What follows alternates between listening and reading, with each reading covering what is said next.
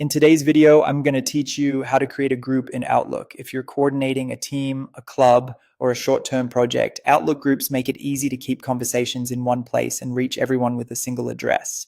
Let's walk through it from start to finish. First, open your web browser and go to Outlook. Sign into the account where you want the group to live. It's a good idea to confirm you're in the right mailbox before you continue, especially if you use more than one account.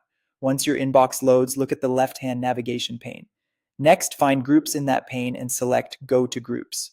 If your sidebar is collapsed, click the menu icon to expand it so you can see the Groups section. This takes you to the Groups home area where you can see existing groups and create new ones.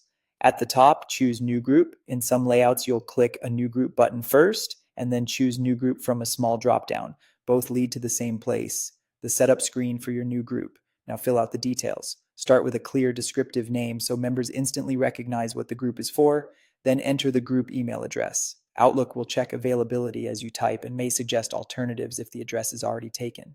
Add a short description that explains the purpose of the group. This helps new members understand how and when to use it.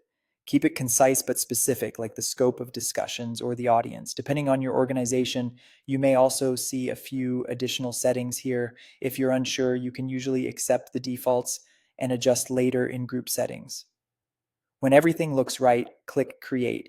Outlook will set up the group, which only takes a moment. After creation, you'll be prompted to add members. In the Add Members window, start typing a person's name or their email address, then select the correct contact from the list. Add as many as you need. If you're not ready to invite people yet, choose Not Now. You can always add members later from the group page. Adding people now typically sends them a welcome message and ensures they receive group conversations immediately. So use this step if you want to start collaborating right away. That's it. Your new group appears in the left-hand pane under Groups, ready to use. Send a message to the group address, and everyone in the group will receive it.